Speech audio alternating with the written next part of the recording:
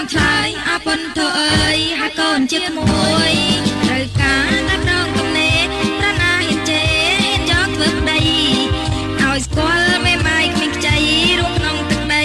អាមេរិកយូរហើយគូនខ្ញុំអើយសែនអភ័មគ្មានគូកងមកនៅគៀកាយសែនចំបាយគ្មានក៏ត្រៃថ្ងៃណាឡើយទៅបានប្តីដូចគេ